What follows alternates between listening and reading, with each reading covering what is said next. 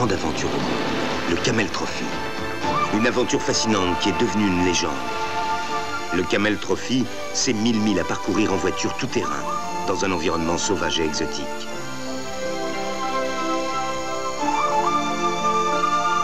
Le Camel Trophy, c'est 15 jours d'épreuves inimaginables, dans la chaleur et le danger. Un test à la limite de l'endurance, où seulement l'esprit de compétition, doublé de l'esprit d'équipe, permet d'arriver au terme de l'épreuve en allant jusqu'au bout de soi-même.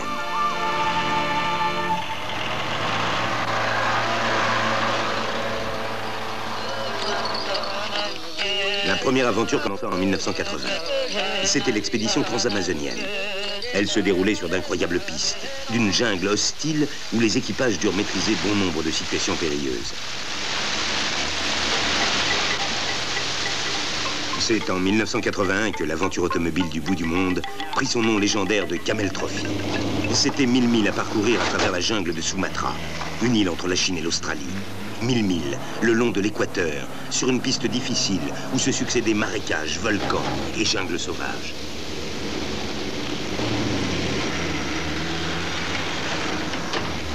En 1982, le Camel Trophy avait lieu en Nouvelle-Guinée, à Papua. C'était un itinéraire à travers l'âge de pierre, à travers un pays de boue profonde, de rivières, un pays où des montagnes de 2000 mètres d'altitude et la forêt tropicale à la végétation impénétrable rappelaient les temps préhistoriques.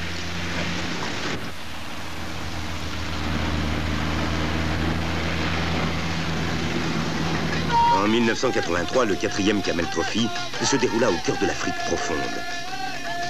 Le départ fut donné à Kinshasa, au Zaïre, où des véhicules se sont attaqués à un parcours impraticable, dans une région accessible seulement aux bateaux et aux avions, à cause de pluies torrentielles qui, en quelques minutes, transformaient les pistes en marécages. Le défi du Zaïre était quasi impossible à réaliser. Un défi relevé et gagné par les équipes du Camel Trophy.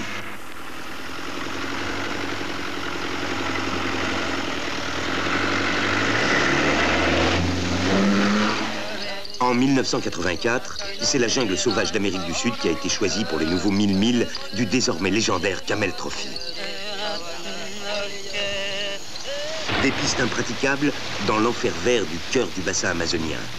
Des conditions météo extrêmes ont éprouvé l'endurance des concurrents. La fatigue s'accusait, mais dans le Camel Trophy, on ne renonce jamais. Il n'y avait qu'une seule alternative, aller de l'avant pour arriver au but. Et le but fut atteint.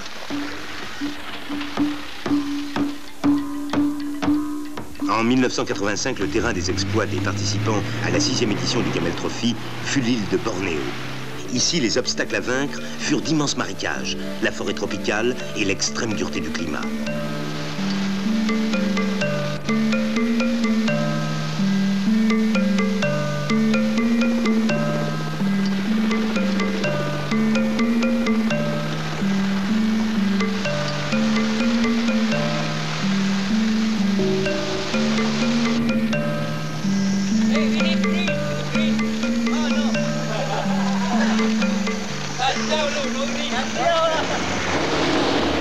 Les pistes des exploitations forestières, encore praticables il y a quelques années, ont rapidement été reconquises par l'enfer vert de la forêt dévorante. Les premiers jours dans la jungle ne furent que l'avant-goût des épreuves à venir, qui mirent à contribution le courage, l'endurance et surtout l'esprit d'équipe de chacun des 32 concurrents.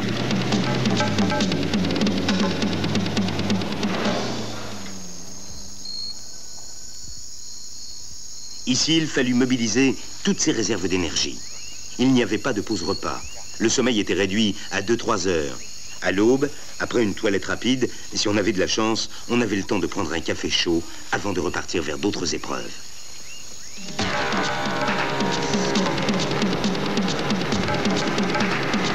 Comme si ce n'était pas assez de la fatigue, de la chaleur tropicale écrasante et des myriades de moustiques, il fallait que les équipes remportent des points en passant des épreuves spéciales.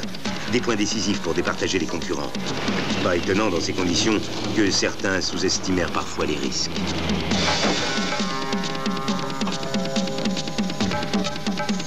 Grâce à l'aide de tous, un accident n'était qu'une péripétie, dont il ne restait très vite que des bosses sur une carrosserie et un souvenir de plus pour les concurrents malchanceux.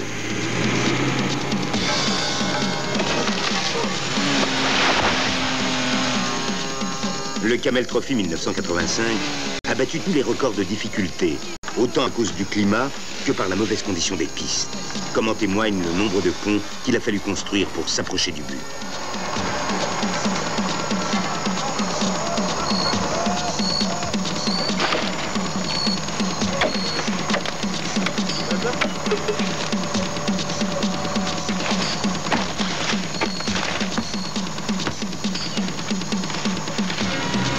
Malgré l'adversité de la nature, les concurrents finissaient toujours par passer, grâce aux performances techniques d'équipes soudées par le même objectif, ne jamais reculer.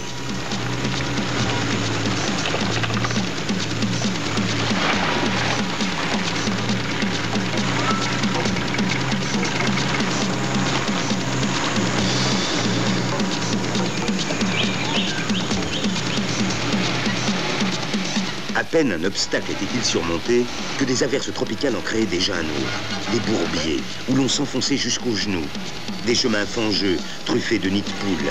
Des chemins aussi glissants que du savon où tous les pneus dérapaient. Un jour, de petits ruisseaux devinrent en quelques heures des fleuves torrentiels qui recouvrirent la jungle de plusieurs mètres d'eau. Les équipes étaient déterminées à continuer. Il fallut alors improviser et le Camel Trophy improvisa avec beaucoup d'ingéniosité. Un hélicoptère, employé habituellement à transporter hors de la jungle des troncs de bois précieux, servit de pont aérien pour transporter hommes et véhicules. Dans l'escalade des difficultés dressées par la nature, les baroudeurs n'ont pas baissé les bras. Ils ont repoussé les limites de l'impossible pour pouvoir passer. Quelque part, après la jungle, au bout de la piste, c'était bientôt l'arrivée.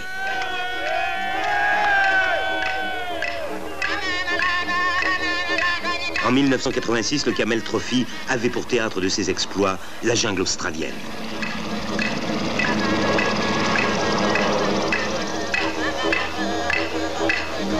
C'est dans une ambiance de folklore local que le Camel Trophy prit son départ à Cooktown. Parmi les 14 Land Rover, représentant 14 nations, il y avait pour la première fois un équipage français, avec Michel Courvalet et Jacques Membret.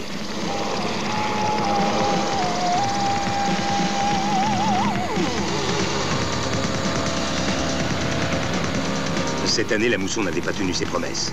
Le Camel Trophy 1986 était non seulement le plus long, avec ses 3600 km, mais aussi le plus sec, aveuglant de poussière, harassant de chaleur.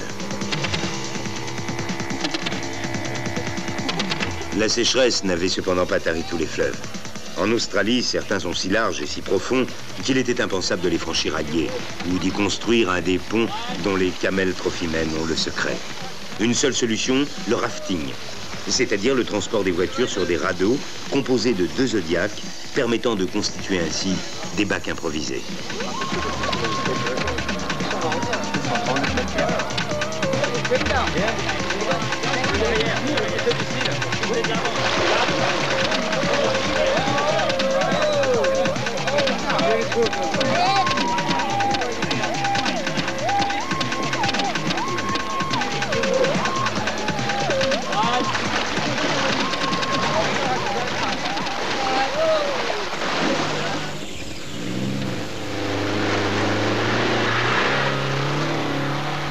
Pour ne pas déroger à la tradition, l'épreuve s'est une fois de plus déroulée au cœur d'une flore impénétrable à la civilisation, là où la faune sauvage est la plus exubérante et aussi la plus dangereuse.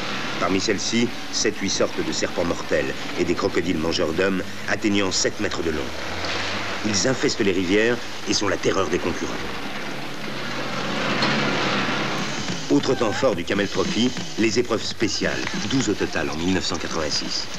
Ici, il fallait sortir le plus rapidement possible les voitures volontairement plantées dans la boue d'une rivière.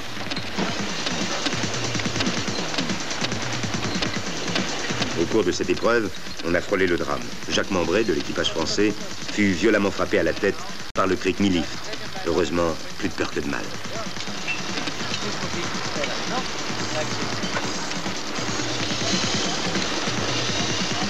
Le Camel Trophy est une des dernières grandes aventures de notre époque. C'est une opportunité pour se surpasser, repousser ses propres limites. C'est une épreuve où l'esprit d'entraide devient une absolue nécessité pour avancer dans une nature sauvage et souvent hostile.